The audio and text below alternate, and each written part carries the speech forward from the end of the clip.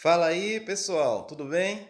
E aí, meus meninos do sexto ano, tudo bem com vocês? Ô, pessoal, na aula passada a gente falou um pouco sobre paisagem, não sei se você lembra, a gente conversou um pouco sobre a paisagem e seus elementos, não foi isso?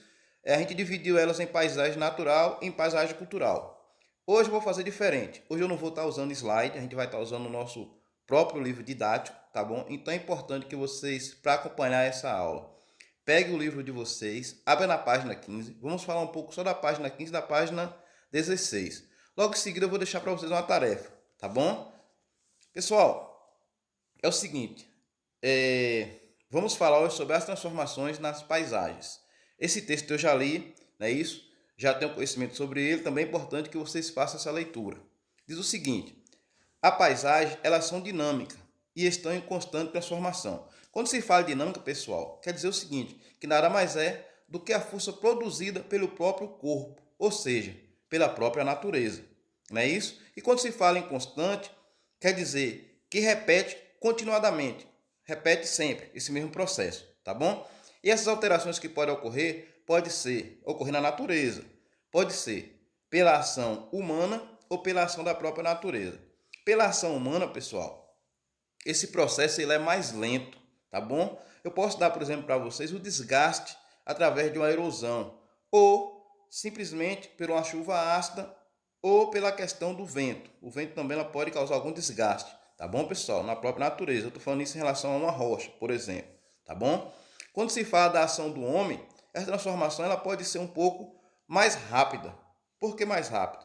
Porque o homem ele transforma a natureza, aquela área, para poder se adaptar melhor às suas necessidades, construindo cidades, né, asfaltando, construindo prédios, moradias, não é isso? Pois bem, pessoal, essas transformações elas estão relacionadas a dois fatores em relação aqui ao texto.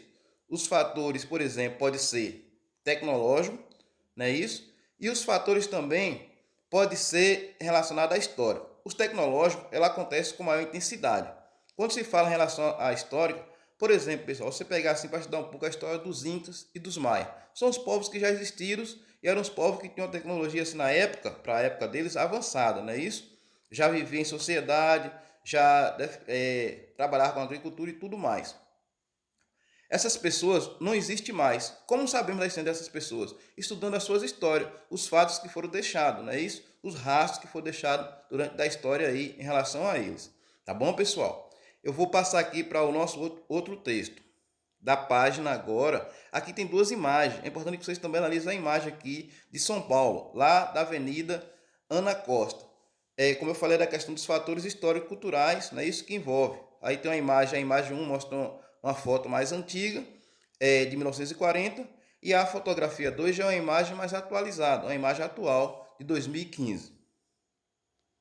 Vamos aqui a relação, os aspectos do impacto das intervenções humanas. A intervenção do homem, quando ele chega em determinada área, que ele acaba transformando aquele lugar para poder se adaptar à sua necessidade, que ele vem causar uma degradação ao meio ambiente, que ele vem, de certa forma, pessoal, destruir aquela área natural, ele vai estar causando um mal maior para a natureza e não tão somente para a natureza, mas para algumas gerações futuras. Algumas espécies, por exemplo, a gente sabe que muitas espécies entraram em extinção, não existe mais, não é isso?